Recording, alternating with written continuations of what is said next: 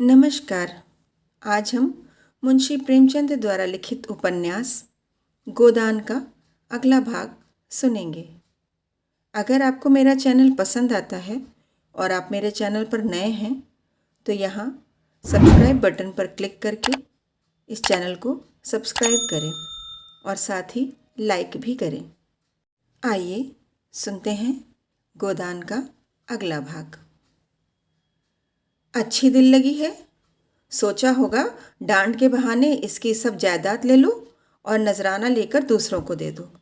बाग बगीचा बेचकर मजे से माल उड़ाओ। धनिया के जीते जी ये नहीं होने का। और तुम्हारी लालसा तुम्हारे मन में ही रहेगी। हमें नहीं रहना है बिरादरी में। बिरादरी में रहकर हमारी मुक्ति न हो जाएगी। अब भी अपने पसीने की कमाई खाते हैं, तब भी अपने पसीने की कमाई खाएंगे। होरी ने उसके सामने हाथ जोड़कर कहा, धनिया तेरे पैरों पड़ता हूँ, चुप रह। हम सब बिरादरी के चाकर हैं, उसके बाहर नहीं जा सकते। वह जो डांड लगाती है उसे सिर झुकाकर मंजूर कर। नक्कू बनकर जीने से तो गले में फांसी लगा लेना अच्छा है। आज मर जाएं तो बिरादरी ही तो इस मिट्टी को पार लगाएगी। बिरादरी ही तारेगी तो तरेंगे। पंचो, मुझे अपने जवान बेटे का मुंह देखना नसीब न हो अगर मेरे पास खलिहान के अनाज के सिवा और कोई चीज़ हो। मैं बिरादरी से दगा न करूँगा। पंचों को मेरे बाल बच्चों पर दया आए तो उनकी कुछ परवरिश करे, नहीं मुझे तो उनकी आज्ञा पालनी है। धनिया झल्लाकर वहाँ से चली गई और होरी पहर बारात तक खलिहान से अनाज ढो ढोकर झिंगुर सिंह की चौपाल में ढेर करता रहा। 20 मन जौ था, 5 मन गेहूं और इतना ही मटर, थोड़ा सा चना और तिलहन भी था। अकेला आदमी और 2 गृहस्थियों का बोझ। यह जो कुछ हुआ धनिया के पुरुषार्थ से हुआ। झुनिया भीतर का सारा काम कर लेती थी और धनिया अपनी लड़कियों के साथ खेती में जुट गई थी।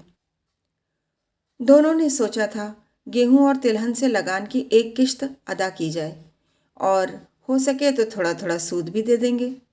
जौ खाने में काम आ जाएगा। लंगे तंगे 5-6 महीने कट जाएंगे। तब तक जुआर मक्का सावा धान के दिन आ जाएंगे। वह सारी आशा मिट्टी में मिल गई। अनाज तो हाथ से गया ही। 100 रुपए की गठरी और सिर पर लद गई। अब भोजन का कहीं ठिकाना नहीं और गोबर का क्या हाल हुआ भगवान जाने। न हाल न हवाल। अगर दिल इतना कच्चा था तो ऐसा काम ही क्यों किया। मगर होनहार को कौन टाल सकता है। बिरादरी का वह आतंक था कि अपने सिर पर लादकर अनाज ढो रहा था, मानो अपने हाथों अपनी कब्र खोद रहा हो। जमींदार साहूकार सरकार इसका इतना रोब था कि कल बाल बच्चे क्या खाएंगे इसकी चिंता प्राणों को सोखे लेती थी। पर बिरादरी का भय पिशाच की भांति सिर पर सवार आंकुश दिए जा रहा था। बिरादरी से पृथक जीवन की वह कोई कल्पना ही न कर सकता था। शादी ब्याह, मूड़न छेदन, जन्म मरण सब कुछ बिरादरी के हाथ में है। बिरादरी उसके जीवन में वृक्ष की भांति जड़ जमाए हुए थी और उसकी नसें उसके रोम रोम में बिंधी हुई थी। बिरादरी से निकलकर उसका जीवन विशृंखल हो गया जाएगा, ऐसा तार तार हो जाएगा। अब खलिहान में केवल 150 मन जौ रह गया तो धनिया ने दौड़कर उसका हाथ पकड़ लिया और बोली, अच्छा अब रहने दो। धो तो चुके बिरादरी की लाज। बच्चों के लिए क्या कुछ भी नहीं छोड़ोगे कि सब बिरादरी के भाग में ही झोंक दोगे। मैं तुमसे हार जाती हूँ।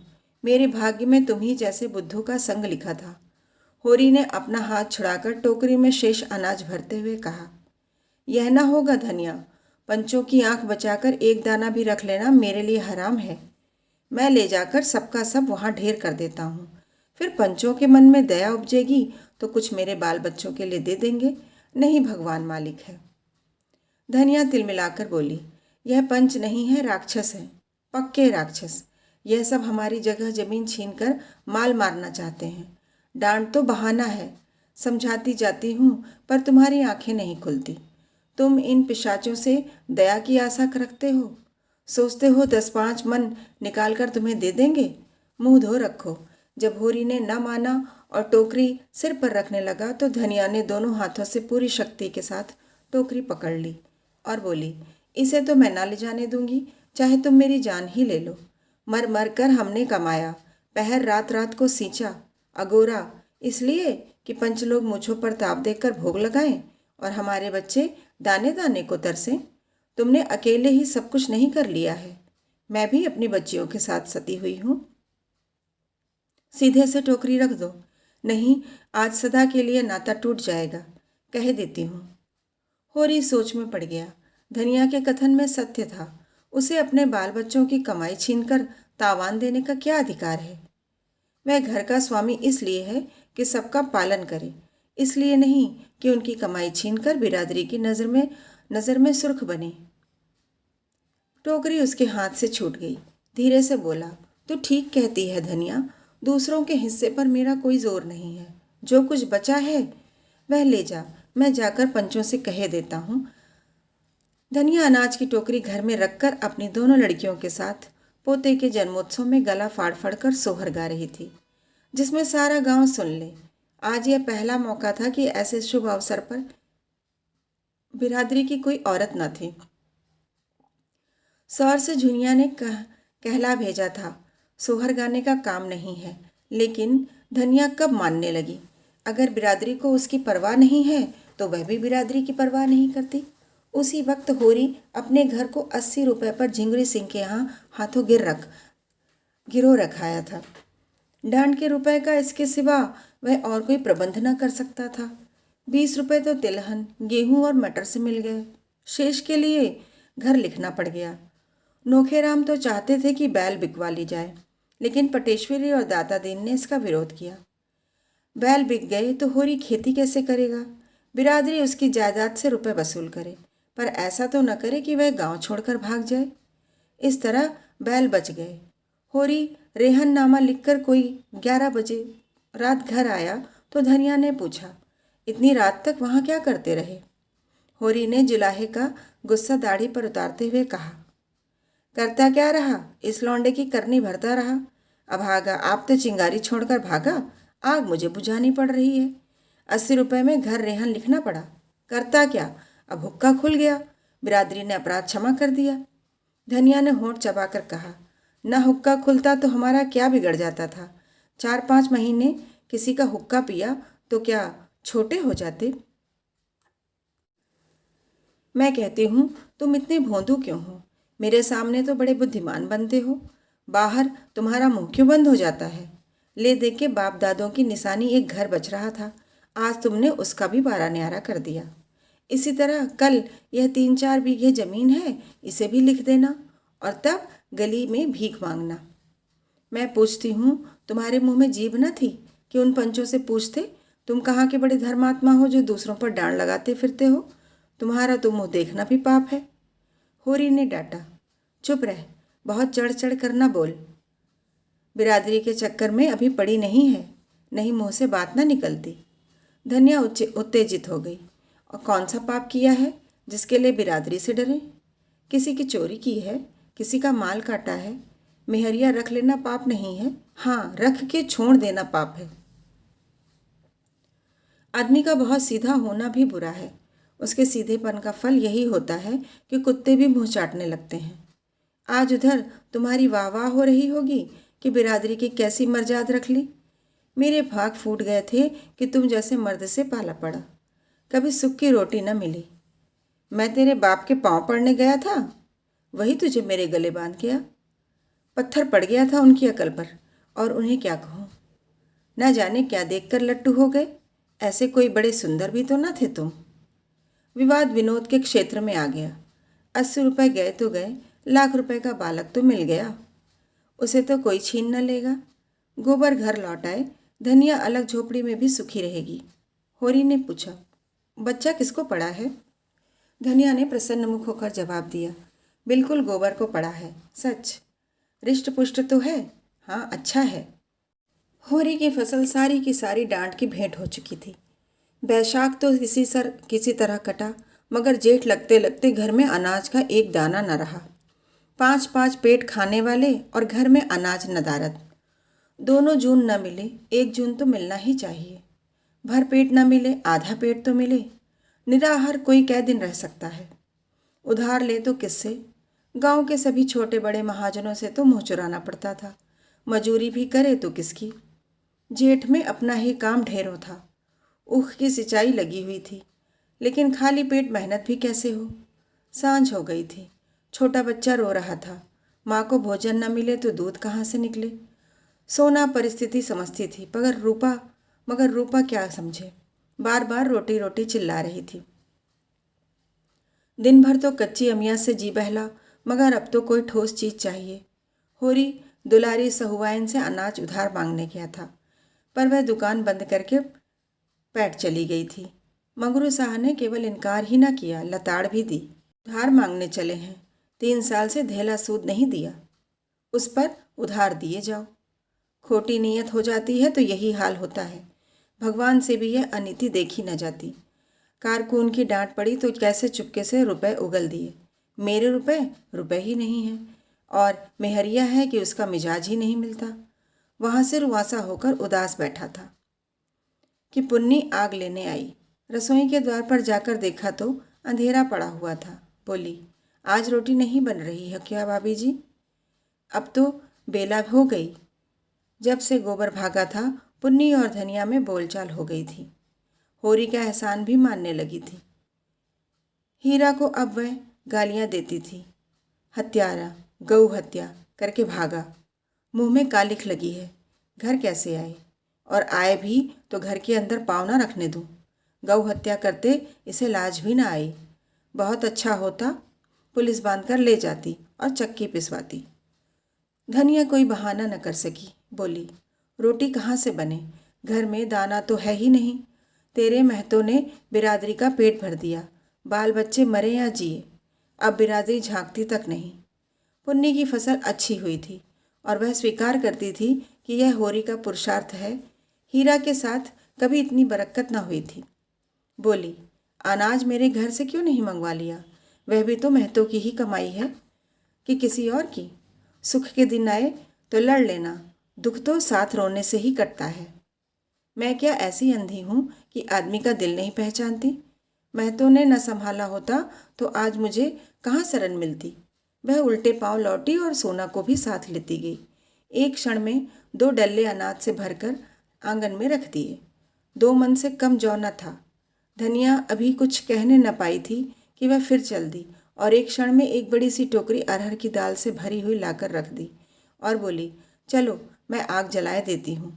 धनिया ने देखा तो जौ के ऊपर एक छोटी सी डलिया में 4-5 सेर आटा भी था। आज जीवन में पहली बार वह परास्त हुई। आंखों में प्रेम और कृतज्ञता के मोती भरकर बोली, सबका सब उठा लाई कि घर में भी कुछ छोड़ा।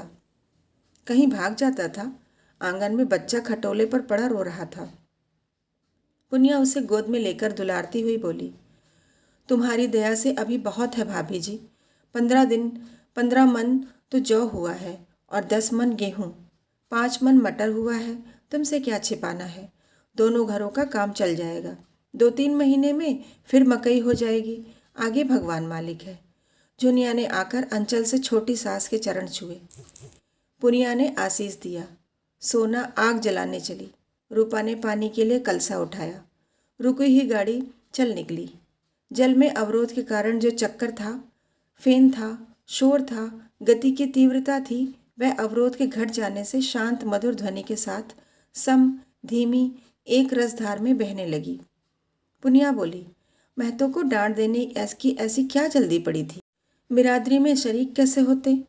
भाभी बुरा ना मानो तो एक बात कहूँ। कह, बुरा क्यों मानूंगी? ना कहूँगी, कहीं तुम बिगड़ने ना लगो। कहती हूँ कुछ ना बोलूँगी, कह तो। तुम्हें झुनिया को घर में रखना ना चाहिए था। तब क्या करती? वह डूबी मरती थी।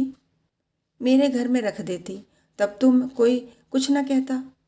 यह तो तू आज कहती है, उस दिन भेज देती तो झाड़ू लेकर दौड़ती। इतने खर्च में तो गोबर का ब्याह हो जाता। होनहार को कौन टाल सकता है पगली? अभी इतने ही से गले नहीं छूटा। भोला अब अपनी गाय के दाम मांग रहा है। तब तो गाय दी थी कि मेरी सगाई कहीं ठीक कर दो। अब कहता है मुझे सगाई नहीं करनी, मेरे रुपए दे दो। दोनों बेटे लाठी लिए फिरते हैं। हमारे कौन बैठे हैं जो उससे लड़े? इस सत्यानाशी गाय ने आकर चौपट कर दिया। कुछ और बातें करके पुनिया आग लेकर चली गई। होरी सब कुछ देख रहा था। भीतर आकर बोला, पुनिया दिल की साफ है। हीरा भी तो दिल का साफ था। धनिया ने अनाज तो रख लिया था, पर मन में लज्जित और अपमानित हो रही थी। यह दिनों का फेर है कि आज उसे यह नीचा देखना पड़ा। तो किसी का औसन एहसान क्यों नहीं मानती? यही तुझ में बुराई है। एहसान क्यों मानूं? मेरा आदमी उसकी गृहस्थी के पीछे जान नहीं दे रहा है। फिर मैंने दान दान थोड़ ना लिया है। उसका एक एक दाना भर दूंगी। मगर पुनिया अपनी जेठानी के मनोभाव समझकर भी होरी का एहसान चुकाती जाती थी। जब यहाँ अनाज चुक जाता, मन दो मन दे जाती। मगर जब चौमासा आ गया और वर्षा न हुई तो समस्या अत्यंत जटिल हो गई। सावन का महीना आ गया था और बगुले उठ रहे थे। कुओं का पानी भी सूख गया था और ऊख ताप से जली जा रही थी। नदी से थोड़ा थोड़ा पानी मिलता था, मगर उसके पीछे आए दिन लाठियाँ निकलती थीं। यहाँ तक कि नदी ने भी जवाब दे दिया। जगह जगह चोरियाँ होने लगीं, डाके पड़ने लगे। सारे प्रांत में हाहाकार मच गया। बारे कुशल हुई कि भादों में वर्षा हो गई और किसानों के प्राण हरे हुए। कितना उत्साह था उस दिन। प्यासी पृथ्वी जैसे अघाती ही न थी और प्यासे किसान ऐसे उछल रहे थे मानो पानी नहीं अशर्फियाँ बरस रही हों। बटोर लो जितना बटोरते बने। खेतों में जहाँ बबूले उठते थे वहाँ हल चलने लगे। बाल वृंद निकल निकल कर तालाबों और पोखरों में और गड़हियों का मुआयना कर रहे थे। ओहो, तालाब तो आधा भर गया और वहाँ से गड़हिया की तरफ दौड़े, मगर अब कितना ही पानी बरसे। ऊख तो विदा हो गई, एक एक हाथ ही होके रह जाएगी। मक्का और ज्वार और कोदों से लगान थोड़े ही चुकेगा। महाजन का पेट थोड़ा ही भरा जाएगा। हाँ, गऊओं के लिए चारा हो गया और आदमी जी गया। जब माघ बीत गया और भोला के रुपए न मिले तो एक दिन मैं झल्लाया हुआ होरी के घर आ धमका और बोला, यही है तुम्हारा कौल? इसी मुंह से तुमने ऊख फेर कर मेरे रुपए देने का वादा किया था। अब तो ऊख पेर चुके, लाओ रुपए मेरे हाथ में। होरी जब अपनी विपत्ति सुनाकर और सब तरह चिरौरी करके हार गया और भोला द्वार से न ढाटा तो उसने झुंझलाकर कहा, तो महतो, इस वक्त तो मेरे पास रुपए नहीं हैं और ना मुझे कहीं उधार ही मिल सकते हैं। मैं कहाँ से लाऊं? दाने दाने की तंगी हो रही है। विश्वास न हो घर में आकर देख लो, जो कुछ मिले उठा ले जाओ। भोला ने निर्मम भाव से कहा, मैं तुम्हारे घर में क्यों तलाशी लेने जाऊं? और न मुझे इससे कोई मतलब है कि तुम्हारे पास रुपए हैं या नहीं। तुमने ऊख पेर कर रुपए देने को कहा था। ऊख पेर चुके, अब मेरे रुपए मेरे हवाले कर दो। तो फिर जो कहो वह करूं। मैं क्या कहूं? मैं तुम्हीं पर छोड़ता हूं। मैं तुम्हारे दोनों बैल खोल ले जाऊंगा। होरी ने उसकी ओर विस्मय भरी आंखों से देखा, मानो अपने कानों पर विश्वास न आया हो, पर हद बुद्धि सा सिर झुकाकर रह गया। भोला क्या उसे भिखारी बनाकर छोड़ देना चाहता है? दोनों बैल चले गए, तब तो उसके दोनों हाथ ही कट जाएंगे। दीन स्वर में बोला, दोनों बैल ले लोगे तो मेरा सर्वनाश हो जाएगा। अगर तुम्हारा धर्म यही कहता है तो खोल ले जाओ। तुम्हारे बनने बिगड़ने की मुझे परवाह नहीं है। मुझे अपने रुपए चाहिए और जो मैं कह दूँ मैंने रुपए दे दिए। भोला सन्नाटे में आ गया। उसे अपने कानों पर विश्वास न आया। होरी इतनी बड़ी बेईमानी कर सकता है? यह स्वभाव नहीं। उग्र होकर बोला, अगर तुम हाथ में गंगा जली लेकर कह दो कि मैंने रुपए दे दिए तो मैं सब्र कर लूँ। कहने का मन तो चाहता है, मरता क्या ना करता, लेकिन कहूँगा नहीं। तुम कह ही नहीं सकते। हाँ भैया, मैं नहीं कह सकता। हंसी कर रहा था। एक क्षण तक वह दुविधा में पड़ा रहा, फिर बोला, तुम मुझसे इतना बैर क्यों पाल रहे हो भोला भाई? झुनिया मेरे घर में आ गई तो मुझे कौन सा सरग मिल गया? लड़का अलग हाथ से गया, 200 रुपया डांड अलग भरना पड़ा। मैं तो कहीं ना का ना रहा और अब तुम भी मेरी जड़ खोद रहे हो। भगवान जानते हैं, मुझे बिल्कुल न मालूम था कि लौंडा क्या कर रहा है। मैं तो समझता था गाना सुनने जाता होगा। मुझे तो उस दिन पता चला जब आधी रात को झुनिया घर में आ गई। उस वक़्त मैं घर में न रहता तो सोचो कहाँ जीत जाती, किसकी होकर रहती। झुनिया बरौठे के द्वार पर छिपी खड़ी यह बातें सुन रही थी। बाप को अब वह बाप नहीं शत्रु समझती थी। डरी, कहीं होरी बैलों को न दे दे। जाकर रूपा से बोली, अम्मा को जल्दी से बुला ला, कहना बड़ा काम है, विलम्ब न करो। धनिया खेत में गोबर फेंकने गई थी। बहू का संदेश सुना तो आकर बोली, काहे को बुलाया बहू? मैं तो घबरा गई। काका को तुमने देखा है ना? हाँ देखा, कसाई की तरह द्वार पर बैठा हुआ है। मैं तो बोली भी नहीं। हमारे दोनों बैल मांग रहे हैं दादा से। धनिया के पेट की आंतों में भीतर समट गई। दोनों बैल मांग रहे हैं? हाँ, कहते हैं या तो हमारे रुपए दे दो या हम दोनों बैल खोल ले जाएंगे। तेरे दादा ने क्या कहा? उन्होंने कहा तुम्हारा धर्म कहता हो तो खोल ले जाओ। तो खोल ले जाएं, लेकिन इसी द्वार पर आकर भीख ना मांगे तो मेरे नाम पर थूक देना। हमारे लहू से उसकी छाती जुड़ाती हो तो जुड़ा ले। वह इसी तैश में बाहर आकर होरी से बोली, महतो दोनों बैल मांग रहे हैं तो दे क्यों नहीं देते? उनका पेट भरे, हमारे भगवान मालिक हैं। हमारे हाथ तो नहीं काट लेंगे। अब तक अपनी मजूरी करते थे, अब दूसरों की मजूरी करेंगे। भगवान की मर्जी होगी तो फिर बैल बधिये हो जाएंगे, और मजूरी ही करते रहे तो कौन बुराई है। बूढ़े सूखे और जोत लगान का बोझ तो न रहेगा। मैं न जानती थी यह हमारे बैरी हैं, नहीं गाय लेकर अपने सिर पर विपत्ति क्यों लेती। उस निगोड़ी का पौरा जिस दिन से आया घर तहस नहस हो गया। भोला ने अब तक जिस शस्त्र को छिपा रखा था अब उसे निकालने का अवसर आ गया। उसे विश्वास हो गया बैलों के सिवा इन सबों के पास कोई अवलंब नहीं है। बैलों को बचाने के लिए ये लोग सब कुछ करने को तैयार हो जाएंगे। अच्छे निशानेबाज की तरह मन को साध कर बोला, अगर तुम चाहते हो कि हमारी बेइज्जती हो और तुम चैन से बैठो तो यह ना होगा। तुम अपने 200 को रोते हो, यहाँ लाख रुपए की आबरू बिगड़ गई। तुम्हारी कुशल इसी में है कि जैसे झुनिया को घर में रखा था वैसे ही घर से उसे निकाल दो। फिर ना हम बैल मांगेंगे ना गाय का दाम मांगेंगे। उसने हमारी नाक कटवाई है तो भी मैं उसे ठोकरें खाते देखना चाहता हूँ। वह यहाँ रानी बनी बैठी रहे और हम मुंह में कालिख लगाए उसके नाम को रोते रहें, यह नहीं देख सकता। वह मेरी बेटी है, मैंने उसे गोद में खिलाया है और भगवान साक्षी है मैंने उसे कभी बेटों से कम नहीं समझा। लेकिन आज उसे भीख मांगते और घूर पर दाने चुनते देखकर मेरी छाती शीतल हो जाएगी। जब बाप होकर मैंने अपना हृदय इतना कठोर बना लिया है तब सोचो मेरे दिल पर कितनी बड़ी चोट लगी होगी। इस मुजली ने 7 पुस्त का नाम डुबो दिया और तुम उसे घर में रखे हुए हो। यह मेरी छाती पर मूंग दलना नहीं है तो और क्या है। धनिया ने जैसे पत्थर की लकीर खींचते हुए कहा, तो महतो मेरी भी सुन लो। जो बात तुम चाहते हो वह न होगी, 100 जन्म न होगी। झुनिया हमारी जान के साथ है। तुम बैल ही तो ले जाने को कहते हो, ले जाओ। अगर इससे तुम्हारी कटी हुई नाक जुड़ती हो तो जोड़ लो, पुरखों की आबरू बचती हो तो बचा लो। झुनिया से बुराई जरूर हुई। जिस दिन उसने मेरे घर में पाँव रखा मैं झाड़ू लेकर मारने उठी थी, लेकिन जब उसकी आंखों से झरझर आंसू बहने लगे तो मुझे उस पर दया आ गई। तुम अब बूढ़े हो गए हो महतो, पर आज भी तुम्हें सगाई की धुन सवार है। फिर वह तो भी बच्चा है। भोला ने अपील भरी आंखों से होरी को देखा। सुनते हो होरी इसकी बातें? अब मेरा दोष नहीं, मैं बिना बैल लिए न जाऊंगा। होरी ने दृढ़ता से कहा, ले जाओ। फिर रोना मत कि मेरे बैल खोल ले गए। नहीं रोऊंगा।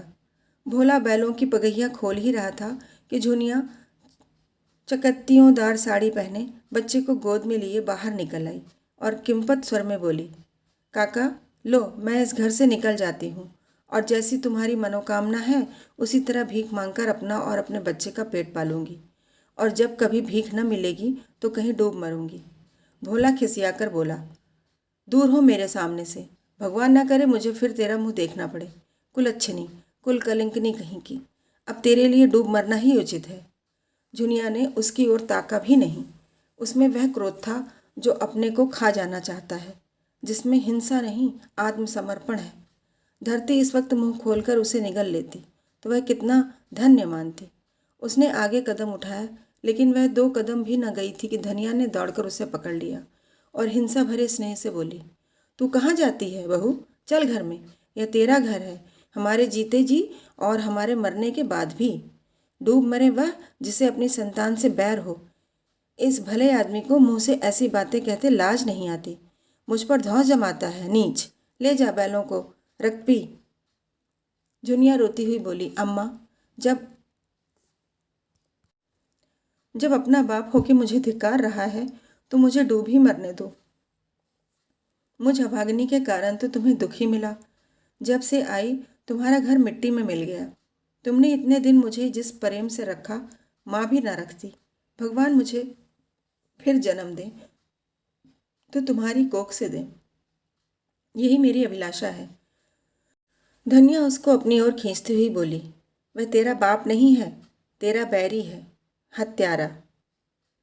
माँ होती तो अलबत्ते उसे कलक होता। ला सगाई, मेहरिया जूतों से ना पीटे तो कहना। जुनिया सास के पीछे पीछे घर में चली गई। उधर भोला ने जाकर दोनों बैलों को खूंटों से खोला और हाँकता हुआ घर चला, जैसे किसी नेवते में जाकर पूरियों के बदले जूते पड़े हों। अब करो खेती और बजाओ बंसी। मेरा अपमान करना चाहते हैं सब, न जाने कब का बैर निकाल रहे हैं। नहीं, ऐसी लड़की को कौन भला आदमी अपने घर में रखेगा। सब के सब बेशरम हो गए हैं।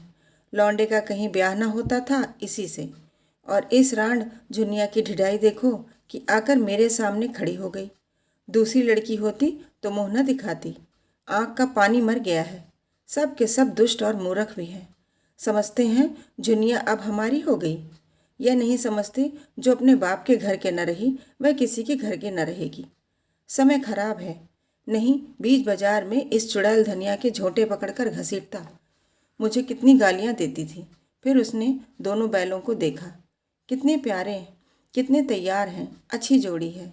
जहाँ चाहूँ 100 रुपये में बेच सकता हूँ। मेरे 80 रुपये खरे हो जाएंगे। अभी वह गांव के बाहर भी न निकला था कि पीछे से दाता दीन, पटेश्वरी, शोभा और 10-20 आदमी और दौड़े आते दिखाई दिए। भोला का लहू सर्द हो गया। अब फौजदारी हुई, बैल भी छिन जाएंगे, मार भी पड़ेगी। वह रुक गया, कमर कसकर। मरना ही है तो लड़कर मरेंगे। दाता दीन ने समीप आकर कहा, यह तुमने क्या अनर्थ किया भोला? उसके बैल खोल लाए।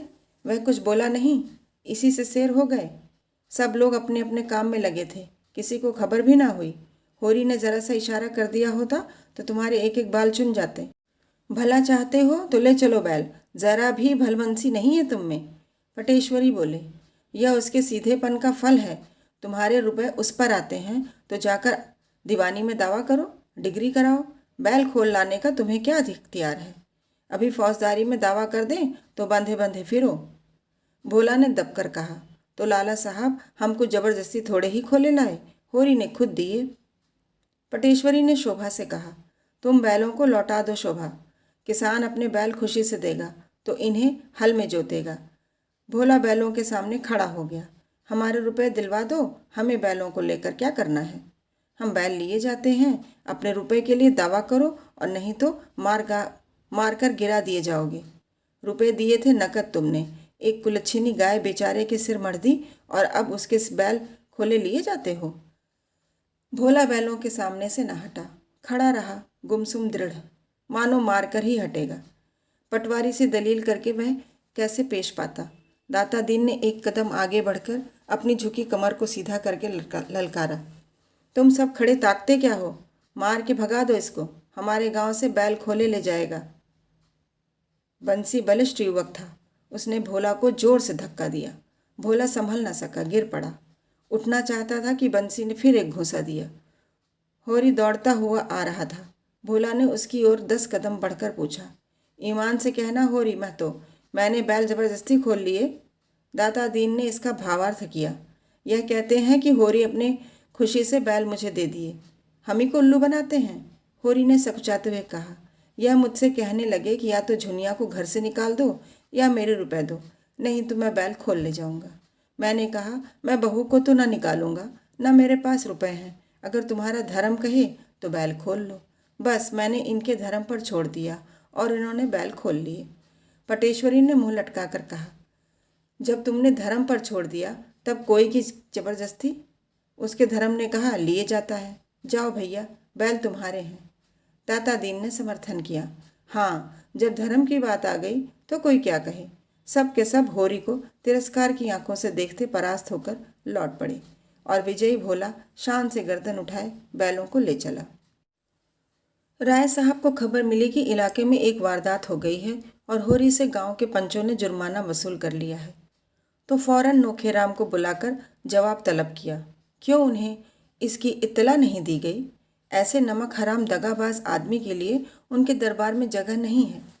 नोखेराम ने इतनी गालियां खाई तो ज़रा गर्म होकर बोले, मैं अकेला थोड़े ही था, गांव के और भी पंच तो थे, मैं अकेला क्या कर लेता? राय साहब ने उनकी तोंद की तरफ भाले जैसे नुकीली दृष्टि से देखा। मत बको जी, तुम्हें उसी वक्त कहना चाहिए था, जब तक सरकार को इत्तला न हो जाए मैं पंचों को जुर्माना न वसूल करने दूंगा। पंचों को मेरे और मेरी रियाया के बीच में दखल देने का हक क्या है? इस डांड बांध के सिवा इलाके में और कौन सी आमदनी है? वसूली सरकार के घर गई, बकाया आसामियों ने दबा लिया, तब मैं कहाँ जाऊँ? क्या खाऊँ? तुम्हारा सिर? यह लाखों रुपए साल का खर्च कहाँ से आए? खेद है कि 2 पुश्तों से कारिंदगी करने पर मुझे आज तुम्हें यह बात बतलानी पड़ती है। कितने रुपए वसूल हुए थे होरी से? नोखेराम ने सिपटा कर कहा, 80 रुपये नकद। नकद उसके पास कहाँ थे हुजूर? कुछ अनाज दिया, बाकी में अपना घर लिख दिया। राय साहब ने स्वार्थ का पक्ष छोड़कर होरी का पक्ष लिया। अच्छा, तो आपने और बगुला भगत पंचों ने मिलकर मेरे एक मातबर आसामी को तबाह कर दिया। मैं पूछता हूँ, तुम लोगों को क्या हक था कि मेरे इलाके में मुझे इत्तला दिए बगैर मेरे आसामी से जुर्माना वसूल करते? इसी बात पर अगर मैं चाहूँ तो आपको और उस जालिये पटवारी और धूर्त पंडित को 7-7 साल के लिए जेल में भिजवा सकता हूँ। आपने समझ लिया कि आप ही इलाके के बादशाह हैं। मैं कह देता हूँ, आज शाम तक जुर्माने की पूरी रकम मेरे पास पहुँच जाए, वरना बुरा होगा। मैं एक एक से चक्की पिसवा कर छोड़ूंगा। जाइए। हाँ, होरी को और उसके लड़के को मेरे पास भेज दीजिएगा। नोखेराम ने दबी जबान से कहा। उसका लड़का तो गांव छोड़कर भाग गया। जिस रात को वह वारदात हुई उसी रात को भागा। राय साहब ने रोष से कहा, झूठ मत बोलो। तुम्हें मालूम है, झूठ से मेरे बदन में आग लग जाती है। मैंने आज तक कभी नहीं सुना कि कोई युवक अपनी प्रेमिका को उसके घर से लाकर फिर खुद भाग जाए। अगर उसे भागना ही होता तो वह इस लड़की को लाता क्यों? तुम लोगों की इसमें भी जरूर कोई शरारत है। तुम गंगा में डूबकर भी अपनी सफाई दो तो मानने को नहीं। तुम लोगों ने अपने समाज की प्यारी मर्यादा की रक्षा के लिए उसे धमकाया होगा। बेचारा भाग न जाता तो क्या करता? नोखेराम इसका प्रतिवाद न कर सके। मालिक जो कुछ कहें वह ठीक है। वह यह भी न कह सके कि आप खुद चलकर झूठ सच की जांच कर लें। बड़े आदमियों का क्रोध पूरा समर्पण चाहता है। अपने खिलाफ एक शब्द भी सुनना उन्हें नहीं जमता। पंचों ने राय साहब का यह फैसला सुना तो नशा हिरन हो गया।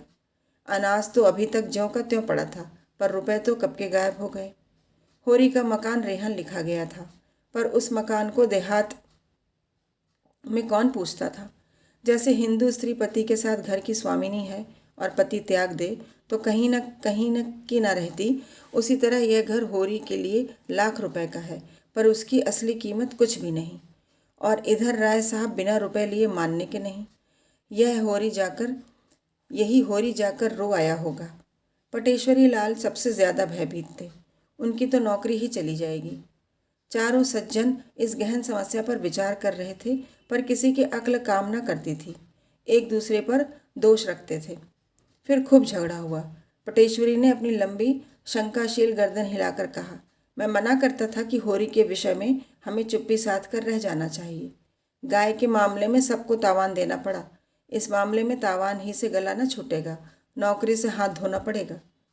मगर तुम लोगों को रुपए की पड़ी थी, निकालो 20-20 रुपए। अब भी कुशल है, कहीं राय साहब ने रपट कर दी तो सब जने बंध जाओगे। दाता दीन ने ब्रह्म तेज दिखाकर कहा, मेरे पास 20 रुपए की जगह 20 पैसे भी नहीं हैं। ब्राह्मणों को भोज दिया गया, होम हुआ, क्या इसमें कुछ खर्च ही नहीं हुआ? राय साहब की हिम्मत है कि मुझे जेल ले जाएं? ब्रह्म बनकर घर मिटा दूंगा। अभी उन्हें किसी ब्राह्मण से पाला नहीं पड़ा। जिंगरी सिंह ने भी कुछ इसी आशा के शब्द कहे। वह राय साहब के नौकर नहीं है। उन्होंने होरी को मारा नहीं, पीटा नहीं, कोई दबाव नहीं डाला। होरी अगर प्रायश्चित करना चाहता था तो उन्होंने इसका अवसर दिया। इसके लिए कोई उन पर अपराध नहीं लगा सकता। मगर नोखेराम की गर्दन इतनी आसानी से छूट न सकती थी। यहाँ मज़े से बैठे राज करते थे। वेतन तो 10 रुपये से ज़्यादा न था, पर 1000 साल की ऊपर की आमदनी थी। सैकड़ों आदमियों पर हुकूमत, 4-4 प्यादे हाजिर, बेगार में सारा काम हो जाता था। थानेदार तक कुर्सी देते थे। यह चैन उन्हें और कहाँ था। और पटेश्वरी तो नौकरी के बदौलत महाजन हुए थे। कहाँ जा सकते थे। 2-3 दिन इसी चिंता में पड़े रहे कि कैसे इस विपत्ति से निकलें। आखिर उन्हें एक मार्ग सूझ ही गया। कभी कभी कचहरी में उन्हें दैनिक बिजली देखने को मिल जाती थी। यही एक गुमनाम पत्र उसके संपादक की सेवा में भेज दिया जाए कि राय साहब किस तरह आसामियों से जुर्माना वसूल करते हैं, तो बचा को लेने के देने पड़ जाएं। नोखेराम भी सहमत हो गए। दोनों ने मिलकर किसी तरह एक पत्र लिखा और रजिस्ट्री भेज दी। संपादक ओंकार नाथ तो ऐसे पत्रों की ताक में रहते थे। पत्र पाते ही तुरंत राय साहब को सूचना दी। उन्हें एक ऐसा समाचार मिला है जिस पर विश्वास करने की उनकी इच्छा नहीं होती, पर संवाददाता ने ऐसे प्रमाण दिए कि सहसा अविश्वास भी नहीं किया जा सकता। क्या यह सच है कि राय साहब ने अपने इलाके के एक आसामी से 80 रुपये तावान के लिए उसे वसूल किए और उसके पुत्र ने एक विधवा को घर में डाल लिया था? संपादक का कर्तव्य उन्हें मजबूर करता था कि वह मामले की जांच करें और जनता के हितार्थ से उसे प्रकाशित कर दें। राय साहब इस विषय में जो कुछ कहना चाहें, संपादक जी उसे भी प्रकाशित कर देंगे।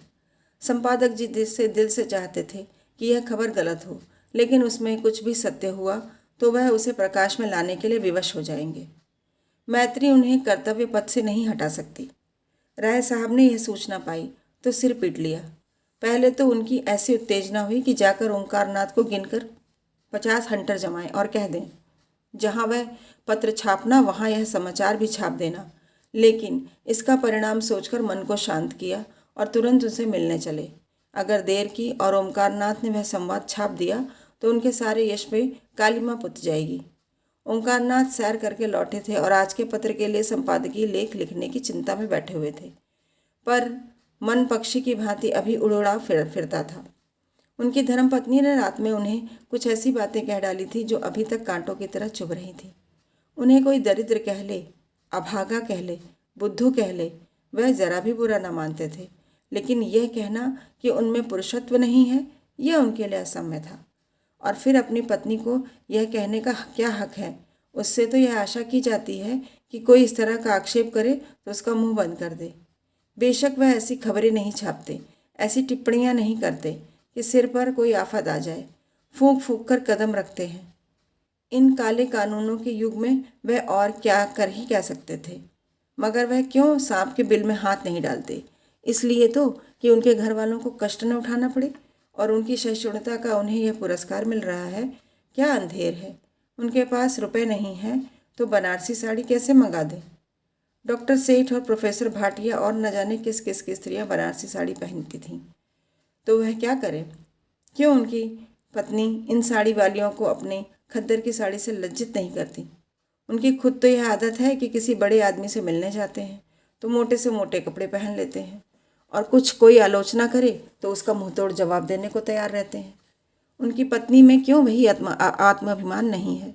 वह क्यों दूसरों का ठाट बाट देखकर विचलित हो जाती है? उसे समझना चाहिए कि वह एक देशभक्त पुरुष की पत्नी है। देशभक्त के पास अपनी भक्ति के सिवा और क्या संपत्ति है? इसी विषय को आज के अग्रलेख का विषय बनाने की कल्पना करते करते उनका ध्यान राय साहब के मामले की ओर पहुंचा। राय साहब सूचना का क्या उत्तर देते हैं यह देखना है। अगर वह अपनी सफाई देने में सफल हो जाते हैं तब तो कोई बात नहीं, लेकिन अगर वह यह समझे कि ओंकारनाथ दबाव, भय या मुलाजे में आकर अपने कर्तव्य से मुंह फेर लेंगे तो यह उनका भ्रम है। इस सारे तप और साधन का पुरस्कार उन्हें इसके सिवा और क्या मिलता है कि अवसर पड़ने पर वह इन कानूनी डकैतों का भंडा फोड़ करें। उन्हें खूब मालूम है कि राय साहब बड़े प्रभावशाली जीव हैं। काउंसिल के मेंबर तो हैं ही, अधिकारियों में भी उनका काफ़ी रसूख है। वह चाहें तो उन पर झूठे मुकदमे चलवा सकते हैं, अपने गुंडों से राह चलते पिटवा सकते हैं, लेकिन ओंकारनाथ इन बातों से नहीं डरता। जब तक उसकी देह में प्राण है वह आतताइयों की खबर लेता रहेगा। सहसा मोटर कार की आवाज़ सुनकर वह चौंके।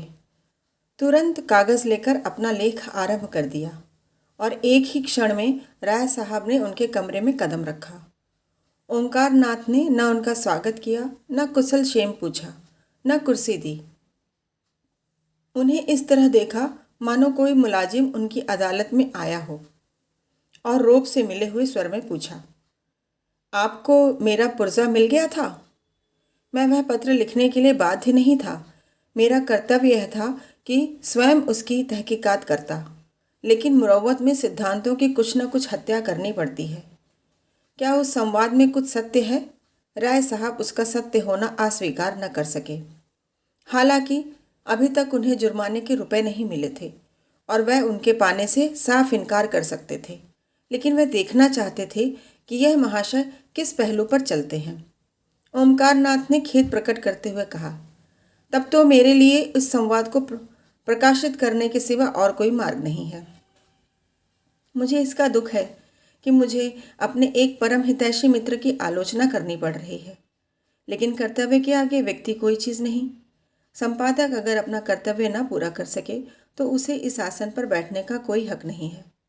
राय साहब कुर्सी पर डट गए और पान की गिलौरियां मुंह में भरकर बोले, लेकिन यह आपके हक में अच्छा ना होगा। मुझे जो कुछ कहना है पीछे होगा, आपको तत्काल दंड मिल जाएगा। अगर आप मित्रों की परवाह नहीं करते तो मैं भी उसी कैड़े का आदमी हूँ। ओमकार नाथ ने शहीद का गौरव धारण करके कहा, इसका तो मुझे कभी भय नहीं हुआ। जिस दिन मैंने पत्र संपादन का भार लिया उसी दिन प्राणों का मोह छोड़ दिया, और मेरे समीप एक संपादक की सबसे शानदार मौत यही है कि वह न्याय और सत्य की रक्षा करता हुआ अपना बलिदान कर दे। अच्छी बात है, मैं आपकी चुनौती स्वीकार करता हूँ। मैं अब तक आपको मित्र समझता आया था, मगर अब आप लड़ने ही पर तैयार हैं तो लड़ाई ही सही। आखिर मैं आपके पत्र का 5 गुना चंदा क्यों देता हूँ? केवल इसीलिए कि वह मेरा गुलाम बना रहे। मुझे परमात्मा ने रईस बनाया है। 75 रुपया देता हूँ इसीलिए कि आपका मुंह बंद रहे। जब आप घाटे का रोना रोते हैं और सहायता की अपील करते हैं, और ऐसी शायद ही कोई तिमाही जाती हो जब आपकी अपील ना निकलती हो, तो मैं ऐसे मौक़ों पर आपकी कुछ न कुछ मदद कर देता हूँ। किस लिए? दीपावली, दशहरा, होली में आपके यहाँ बैना भेजता हूँ और साल में 25 बार आपकी दावत करता हूँ। किस लिए? आप रिश्वत और कर्तव्य दोनों साथ साथ नहीं निभा सकते। ओंकार नाथ उत्तेजित होकर बोले, मैंने कभी रिश्वत नहीं ली। राय साहब ने फटकारा, अगर यह व्यवहार रिश्वत नहीं है तो रिश्वत क्या है? ज़रा मुझे समझा दीजिए। क्या आप समझते हैं आपको छोड़कर और भी सभी गधे हैं जो निस्वार्थ भाव से आपका घाटा पूरा करते हैं? निकालिए अपनी बही और बतलाइए, अब तक आपको मेरी रियासत से कितना मिल चुका है? मुझे विश्वास है हज़ारों की रकम निकलेगी। अगर आपको स्वदेशी स्वदेशी चिल्लाकर विदेशी दवाओं और वस्तुओं का विज्ञापन छापने में शर्म नहीं आती तो मैं अपने आसामियों से डांड, तावान और जुर्माना लेते शर्माऊं? यह ना समझिए कि आप ही किसानों के हित का बीड़ा उठाए हुए हैं। मुझे किसानों के साथ जलना मरना है। मुझसे बढ़कर दूसरा उनका हितैषी नहीं हो सकता, लेकिन मेरी गुजर कैसे हो? अफसरों को दावतें कहाँ से दूँ? सरकारी चंदे कहाँ से दूँ? खानदान के सैकड़ों आदमियों की ज़रूरतें कैसे पूरी करूँ? मेरे घर का क्या खर्च है यह शायद आप जानते हैं। तो क्या मेरे घर में रुपए फलते हैं? आएगा तो आसामियों ही के घर से। आप समझते होंगे जमींदार और ताल्लुकेदार सारे संसार के सुख भोग रहे हैं। उनकी असली हालत का आपको ज्ञान नहीं। अगर वह धर्मात्मा बनकर रहें तो उनका जिंदा रहना मुश्किल हो जाए। अफसरों को डालियां न दें तो जेल खाना घर हो जाए। हम बिच्छू नहीं हैं कि अनायास ही सबको डंक मारते फिरें। न गरीबों का गला दबाना कोई बड़े आनंद का काम है, लेकिन मर्यादाओं का पालन तो करना ही पड़ता है। जिस तरह आप मेरी रईसी का फ़ायदा उठाना चाहते हैं, उसी तरह और सभी हमें सोने की मुर्गी समझते हैं। आइए मेरे बंगले पर तो दिखाऊं कि सुबह से शाम तक कितने निशाने मुझ पर पड़ते हैं। कोई कश्मीर से शाल दुशाला लिए चला आ रहा है, कोई कोई इत्र और तंबाकू का एजेंट है, कोई पुस्तकों और पत्रिकाओं का, कोई जीवन बीमे का, कोई ग्रामोफोन लिए सिर पर सवार है, कोई कुछ। चंदे वाले तो अगिनती। क्या सबके सामने अपना दुखड़ा लेकर बैठ जाऊं? ये लोग मेरे द्वार पर दुखड़ा सुनाने आते हैं मुझे उल्लू बनाकर, मुझसे कुछ ऐंठने के लिए। आज मर्यादा का विचार छोड़ दूं तो तालियां पिटने लगें। हुक्काम को डालियां न दूं तो बागी समझा जाऊं, तब आप अपने लेखों से मेरी रक्षा न करेंगे। कांग्रेस में शरीक हुआ, उसका तावान अभी तक देता जाता हूँ। काली किताब में नाम दर्ज हो गया। मेरे सिर पर कितना कर्ज है, यह भी कभी आपने पूछा है? अगर सभी महाजन डिग्रियां करा लें तो मेरे हाथ की अंगूठी तक बिक जाएगी। आप कहेंगे, क्यों, यह आडंबर पालते हो? कहिए, 7 पुश्तों से जिस वातावरण में पला हूँ उससे अब निकल नहीं सकता। घास छिलना मेरे लिए असंभव है। आपके पास जमीन नहीं, जायदाद नहीं, मर्यादा का झमेला नहीं। आप निर्भीक हो सकते हैं, लेकिन आप भी दुम दबाए बैठे रहते हैं। आपको कुछ खबर है अदालतों में कितनी रिश्वतें चल रही हैं, कितने गरीबों का खून हो रहा है, कितनी देवियां भ्रष्ट हो रही हैं? है बूता लिखने का? सामग्री मैं देता हूँ, प्रमाण सहित। ओंकार नाथ कुछ नरम होकर बोले। जब कभी अवसर आया है मैंने कदम पीछे नहीं हटाया। राय साहब भी कुछ नरम हुए। हाँ, मैं स्वीकार करता हूँ कि 2-1 मौक़ों पर आपने जवांमर्दी दिखाई है, लेकिन आपकी निगाह हमेशा अपने लाभ की ओर रही है, प्रजाहित की ओर नहीं। आंखें न निकालिए और न मुँह लाल कीजिए। जब कभी आप मैदान में आए हैं उसका शुभ परिणाम यही हुआ कि आपके सम्मान और प्रभाव और आमदनी में इजाफा हुआ है। अगर मेरे साथ भी वही चाल चल रहे हैं तो मैं आपकी खातिर करने को तैयार हूँ। रुपए न दूंगा, क्योंकि वह रिश्वत है। आपकी पत्नी जी के लिए कोई आभूषण बनवा दूंगा। है मंजूर? अब मैं आपसे सत्य कहता हूँ कि आपको जो संवाद मिला वह गलत है, मगर यह भी कह देना चाहता हूँ कि अपने और सभी भाइयों की तरह मैं आसामियों से जुर्माना लेता हूँ और साल में 10-5 हज़ार रुपये मेरे हाथ लग जाते हैं। और अगर आप मेरे मुंह से यह कौर छीनना चाहेंगे तो आप घाटे में रहेंगे। आप भी संसार में सुख से रहना चाहते हैं, मैं भी चाहता हूँ। इससे क्या फ़ायदा कि आप न्याय और कर्तव्य का ढोंग रचकर मुझे भी जेरबार करें, खुद भी जेरबार हों। दिल की बात कहिए, मैं आपके बैरी नहीं हूँ। आपके साथ कितनी ही बार एक चौके में, एक मेज पर खा चुका हूँ। मैं यह भी जानता हूँ कि आप तकलीफ़ में हैं। आपकी हालत शायद मेरी हालत से भी खराब है। हाँ, अगर आपने हरिश्चंद्र बनने की कसम खा ली है तो आपकी खुशी। मैं चलता हूँ। राय साहब कुर्सी से उठ खड़े हुए। ओंकार नाथ ने उनका हाथ पकड़कर सिंध भाव से कहा, नहीं नहीं, अभी आपको बैठना पड़ेगा। मैं अपनी पोजीशन साफ कर देना चाहता हूँ। आपने मेरे साथ जो सुलूक किए हैं उनके लिए मैं आपका आभारी हूँ, लेकिन यहाँ सिद्धांत की बात आ गई है और आप जानते हैं सिद्धांत प्राणों से भी प्यारे होते हैं। राय साहब कुर्सी पर बैठकर ज़रा मीठे स्वर में बोले, अच्छा भाई, जो चाहे लिखो, मैं तुम्हारे सिद्धांत को तोड़ना नहीं चाहता। और तो क्या होगा, बदनामी होगी। हाँ, कहाँ तक नाम के पीछे पीछे मरूं। कौन ऐसा ताल्लुकेदार है जो आसामियों को थोड़ा बहुत नहीं सताता? कुत्ता हड्डी की रखवाली करे तो खाए क्या? मैं इतना ही कर सकता हूँ कि आगे आपको इस तरह की कोई शिकायत न मिलेगी। अगर आपको मुझ पर कुछ विश्वास है तो इस बार क्षमा कीजिए। किसी दूसरे संपादक से मैं इस तरह की खुशामद न करता, उसे सरे बाजार पिटवाता, लेकिन मुझसे आपकी दोस्ती है इसलिए दबना ही पड़ेगा। यह समाचार पत्रों का युग है, सरकार तक उनसे डरती है, मेरी हस्ती क्या। आप जिसे चाहें बना दें। खैर, यह झगड़ा खत्म कीजिए। कहिए आजकल पत्र की क्या दशा है? कुछ ग्राहक बढ़े। ओंकार नाथ ने अनिच्छा के भाव से कहा, किसी न किसी तरह काम चला जाता है और वर्तमान परिस्थिति में मैं इससे अधिक आशा नहीं रखता। मैं इस तरफ धन और भोग की लालसा लेकर नहीं आया था, इसलिए मुझे शिकायत नहीं है। मैं जनता की सेवा करने आया था और वह यथाशक्ति किए जाता हूँ। राष्ट्र का कल्याण हो, यही मेरी कामना है। एक व्यक्ति के सुख दुख का कोई मूल्य नहीं। राय साहब ने ज़रा और सहृदय होकर कहा, यह सब ठीक है भाई साहब, लेकिन सेवा करने के लिए भी जीना जरूरी है। आर्थिक चिंताओं में आप एकाग्रचित होकर सेवा भी तो नहीं कर सकते। क्या ग्राहक संख्या बिल्कुल नहीं बढ़ रही है? बात यह है कि मैं अपने पत्र का आदर्श गिराना नहीं चाहता। अगर मैं आज सिनेमा मास्टरों के चित्र और चरित्र छापने लगूं तो मेरे ग्राहक बढ़ सकते हैं, लेकिन अपनी तो वह नीति नहीं। और भी कितने ही ऐसे हथकंडे हैं जिनसे पत्रों द्वारा धन कमाया जा सकता है, लेकिन मैं उन्हें ग्रहित नहीं कर समझता। इसी का यह फल है, आज इतना सम्मान है। मैं एक प्रस्ताव करना चाहता हूँ, मालूम नहीं आप उसे स्वीकार करेंगे या नहीं।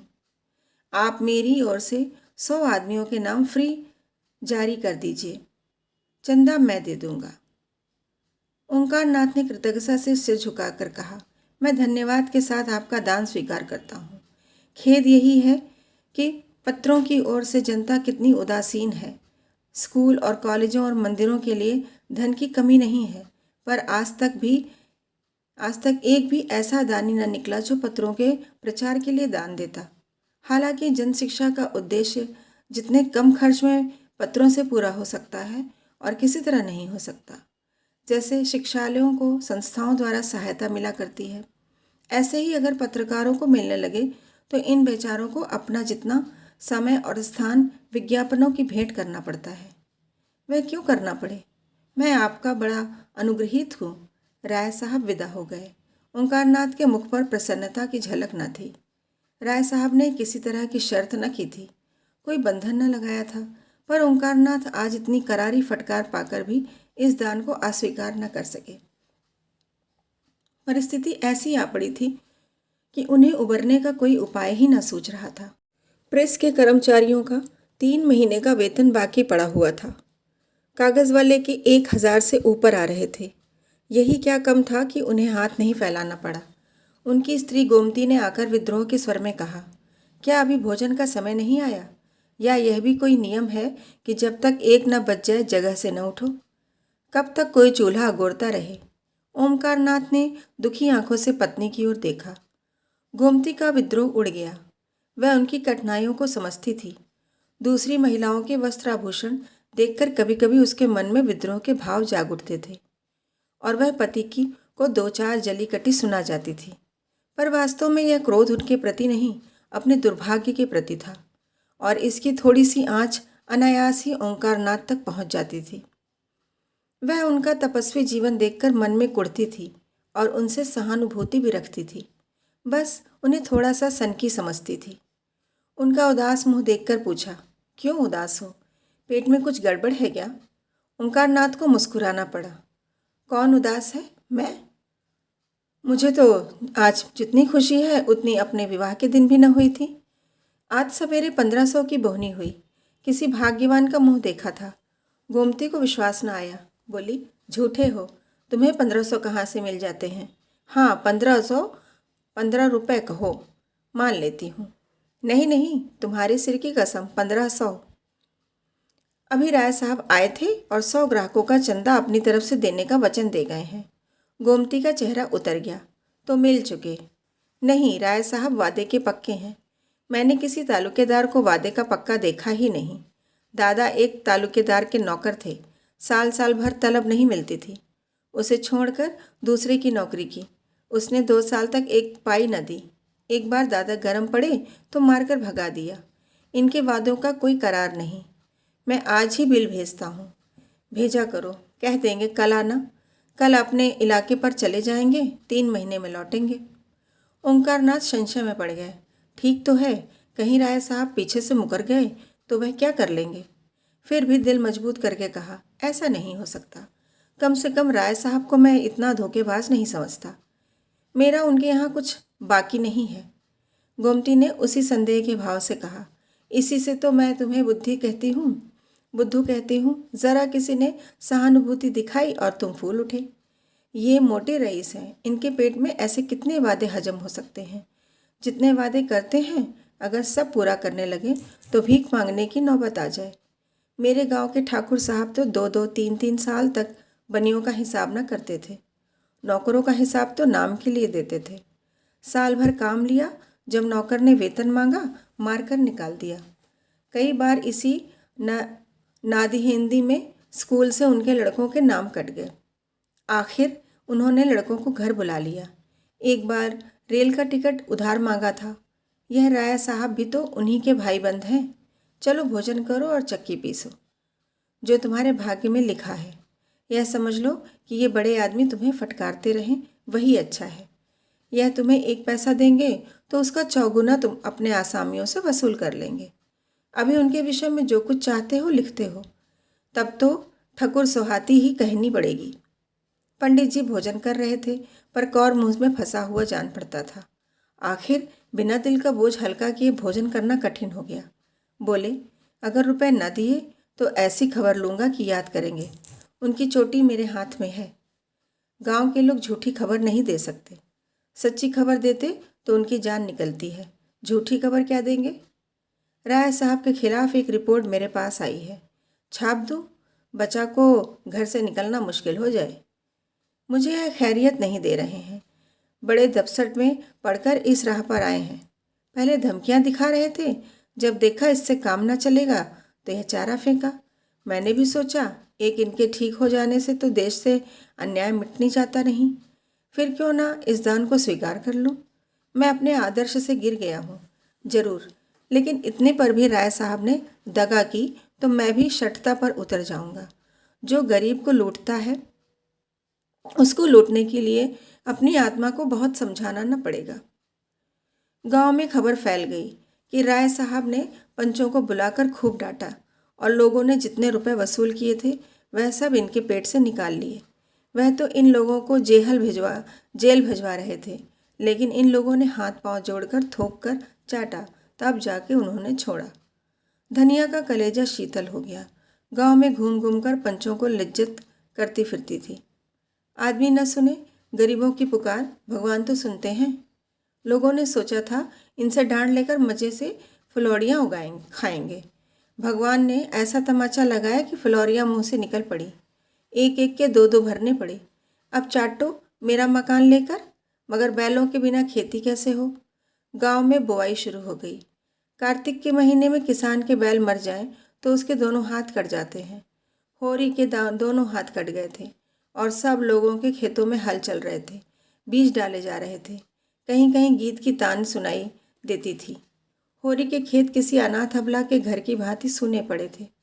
पुनिया के पास भी गोई थी, शोभा के पास भी गोई थी, मगर उन्हें अपने खेतों की बुवाई से कहाँ फुर्सत की होरी की बुवाई करें। होरी दिन भर इधर उधर मारा मारा फिरता था। कहीं इसके खेत में जा बैठता, कहीं उसकी बुवाई करा देता। इस तरह कुछ अनाज मिल जाता। धनिया, रूपा, सोना सभी दूसरों की बुवाई में लगी रहती थी। जब तक बुआई रही पेट की रोटियां मिलती गईं, विशेष कष्ट न हुआ। मानसिक वेदना तो तब अवश्य होती थी, पर खाने भर को मिल जाता था। रात को नित्य स्त्री पुरुष में थोड़ी सी लड़ाई हो जाती थी। यहाँ तक कि कार्तिक का महीना बीत गया और गांव में मजदूरी मिलनी भी कठिन हो गई। अब सारा दारोमदार ऊख पर था। जो खेतों में खड़ी थी। रात का समय था, सर्दी खूब पड़ रही थी। होरी के घर में आज कुछ खाने को न था। दिन को तो थोड़ा सा भुना हुआ मटर मिल गया था, पर इस वक्त चूल्हा जलाने का कोई डौल न था। और रूपा भूख के मारे व्याकुल भी और द्वार पर कौड़े के सामने बैठी रो रही थी। घर में जब अनाज का एक दाना भी नहीं तो क्या मांगे, क्या कहे। जब भूख न सही गई तो वह आग मांगने के बहाने पुनिया के घर गई। पुनिया बाजरे की रोटियां और बथुए का साग पका रही थी। सुगंध से रूपा के मुंह में पानी भर आया। पुनिया ने पूछा, क्या अभी तेरे घर आग नहीं जली क्या री? रूपा ने दीनता से कहा, आज तो घर में कुछ था ही नहीं, आग कहाँ से जलती। तो फिर आग काहे को मांगने आई है? दादा तम्बाकू पिएंगे। पुनिया ने उपले की आग उसकी ओर फेंक दी, मगर रूपा ने आग उठाई नहीं और समीप जाकर बोली, तुम्हारी रोटियां महक रही हैं काकी, मुझे बाजरे की रोटियां बड़ी अच्छी लगती हैं। पुनिया ने मुस्कुराकर पूछा, खाएगी? अम्मा डांटेगी। अम्मा से कौन कहने जाएगा? रूपा ने पेट भर रोटियां खाई और झूठे मुंह भागी हुई घर चली गई। होरी मन मारे बैठा था कि पंडित दाता दीन ने जाकर पुकारा। होरी की छाती धड़कने लगी। क्या कोई नई विपत्ति आने वाली है? आकर उनके चरण छुए और कौड़े के सामने उनके लिए माची रख दी।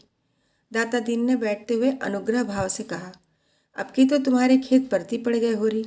तुमने गांव में किसी से कुछ कहा नहीं भोला की मजाल थी कि तुम्हारे द्वार से बैल खोल ले जाता। यही लिहाज गिर जाती। मैं तुमसे जनेऊ हाथ में लेकर कहता हूँ, होरी, मैंने तुम्हारे ऊपर डांड न लगाया था। धनिया मुझे नाहक बदनाम करती फिरती है। यह लाला पटेश्वरी और झिंगुरी सिंह की कारस्तानी है।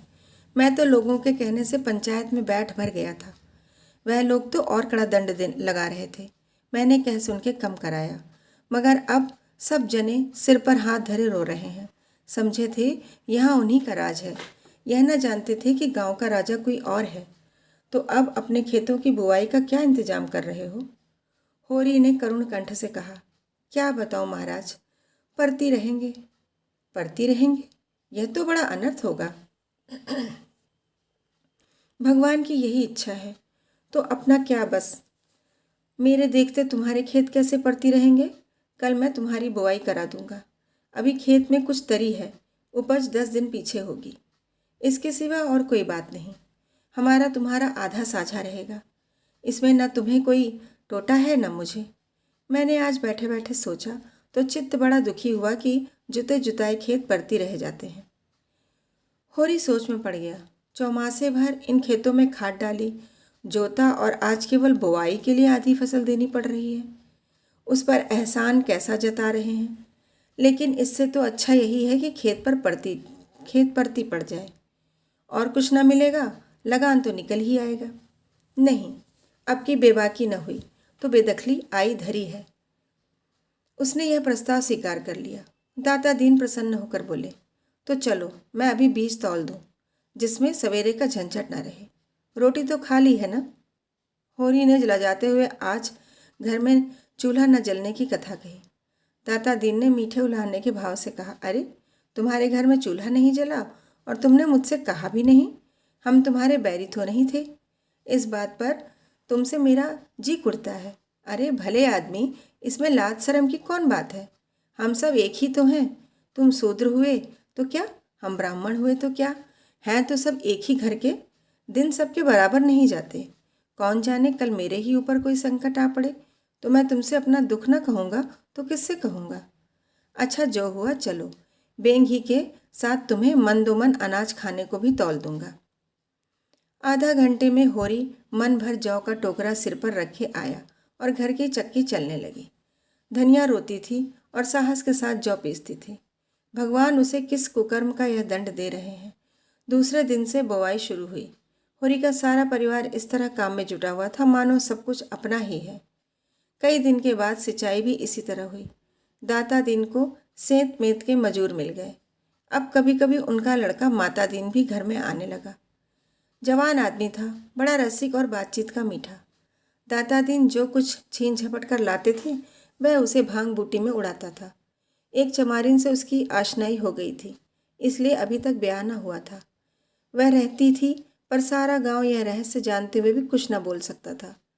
हमारा धर्म है हमारा भोजन, भोजन पवित्र रहे फिर हमारे धर्म पर कोई आँच नहीं आ सकती। अब साझे की खेती होने से माता दीन को झुनिया से बातचीत करने का अवसर मिलेगा। वह ऐसे दांव से आता जब घर में झुनिया के सिवा और कोई न होता। कभी किसी बहाने से, कभी किसी बहाने से। झुनिया रूपवती न थी लेकिन जवान थी और उसकी चमारिन प्रेमिका से अच्छी थी। कुछ दिन शहर में रह चुकी थी। पहनना ओढ़ना बोलना चालना जानती थी और लज्जाशील भी थी, जो स्त्री का सबसे बड़ा आकर्षण है। माता दीन कभी कभी उसके बच्चे को गोद में उठा लेता और प्यार करता। झुनिया निहाल हो जाती थी। एक दिन उसने झुनिया से कहा, तुम क्या देखकर गोबर के साथ आई झूना? झुनिया ने लजाते हुए कहा, भाग खींच लाया महाराज, और क्या कहूँ। माता दीन दुखी मन से बोला, बड़ा बेवफा आदमी है। तुम जैसी लक्ष्मी को छोड़कर न जाने कहाँ मारा मारा फिर रहा है। चंचल स्वभाव का आदमी है, इसी से मुझे शंका होती है कि कहीं और न फंस गया हो। ऐसे आदमियों को तो गोली मार देनी चाहिए। आदमी का धर्म है जिसकी बाह पकड़े उसे निभाए। यह क्या कि एक आदमी की जिंदगी खराब कर दी और आप दूसरा घर ताकने लगे। युवती रोने लगी। माता दीन ने इधर उधर ताक कर उसका हाथ पकड़ लिया और समझाने लगा, तुम उसकी क्यों परवाह करती हो झूना? चला गया चला जाने दो। तुम्हारे लिए किस बात की कमी है? रुपए पैसे गहना कपड़ा जो चाहो मुझसे लो। झुनिया ने धीरे से हाथ छुड़ा लिया और पीछे हटकर बोली, सब तुम्हारी दया है महाराज। मैं तो कहीं की न रही, घर से भी गई यहाँ से भी गई, न माया मिली न राम ही हाथ आए। दुनिया का रंग ढंग न जानती थी। इसकी मीठी मीठी बातें सुनकर जाल में फंस गई। माता दीन ने गोबर की बुराई करना शुरू की। वह तो निरा लफंगा है, घर का न घाट का। जब देखो माँ बाप से लड़ाई, कहीं पैसा पा जाए चट जुआ खेल डालेगा। चरस और गांजे में उसकी जान बसती थी। शोधों के साथ घूमना, बहू बेटियों को छेड़ना, यही उसका काम था। थानेदार साहब बदमाशी में उसका चालान करने वाले थे। हम लोगों ने बहुत खुशामद की, तब जाकर छोड़ा। दूसरों के खेत खलिहान से अनाज उड़ा लिया करता था। कई बार तो खुद उसी ने पकड़ा था, पर गांव घर समझकर छोड़ दिया। सोना ने बाहर आकर कहा, भाभी, अम्मा ने कहा है अनाज निकालकर धूप में डाल दो, नहीं तो चोकर बहुत निकलेगा। पंडित ने जैसे बुखार में पानी डाल दिया हो। माता दीन ने अपनी सफाई दी। मालूम होता है तेरे घर बरसात नहीं हुई। चौमासे में लकड़ी तक गीली हो जाती है, अनाज तो अनाज ही है।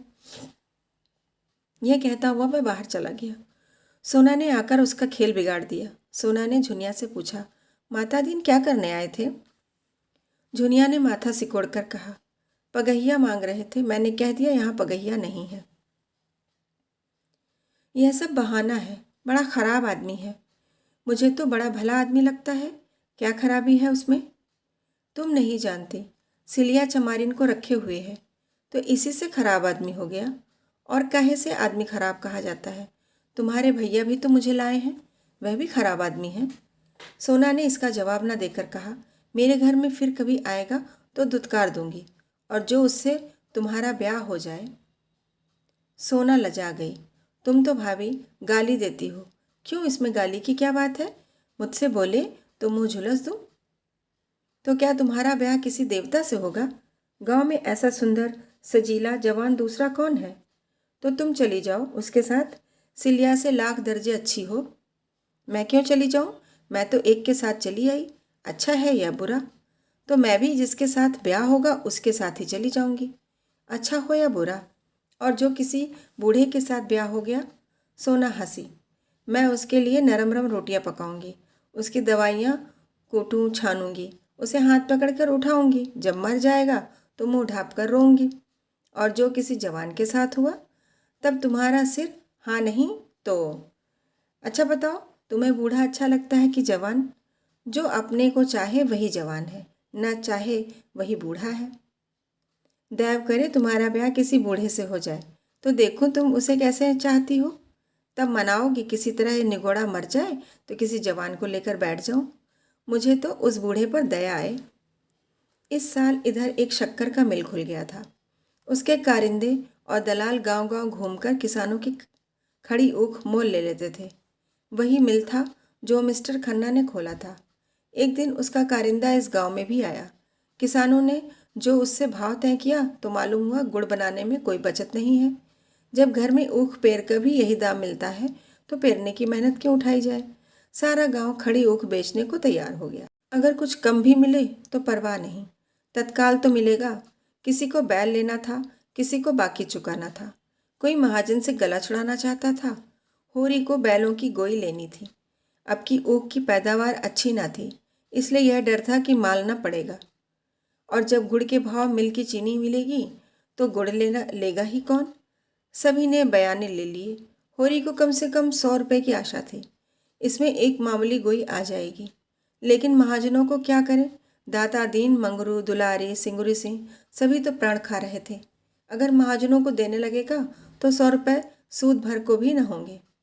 कोई ऐसी जुगत नहीं सूझती थी कि ऊख के रुपए हाथ आ जाएं और किसी को खबर ना हो। जब बैल घर आ जाएंगे तो कोई क्या कर लेगा। गाड़ी लदेगी तो सारा गांव देखेगा ही। तौल पर जो रुपए मिलेंगे वह सबको मालूम हो जाएंगे। संभव है मगरू और दाता दीन हमारे साथ साथ रहें। इधर रुपए मिले, उधर उन्होंने गर्दन पकड़ी। शाम को गिरधर ने पूछा, तुम्हारी ऊख कब तक जाएगी होरी काका? होरी ने झांसा दिया, अभी तो कुछ ठीक नहीं है भाई, तुम कब तक ले जाओगे? गिरधर ने भी झांसा दिया, अभी तो मेरा भी कुछ ठीक नहीं है काका। और लोग भी इसी तरह की उड़न घाइयाँ बताते थे। किसी को किसी पर विश्वास ना था। झिंगुरी सिंह के सभी ऋणिया थे और सबकी यही इच्छा थी कि झिंगुरी सिंह के हाथ रुपए न पड़ने पाए, नहीं वह सबका सब हजम कर जाए। और जब दूसरे दिन आसामी फिर रुपए मांगने जाएगा तो नया कागज, नया नजराना, नई तहरीर। दूसरे दिन शोभा आकर बोला, दादा कोई ऐसा उपाय करो कि झिंगुरी को हैजा हो जाए, ऐसा गिरे कि फिर न उठे। होरी ने मुस्कुराकर कहा, क्यों, उसके बाल बच्चे नहीं हैं?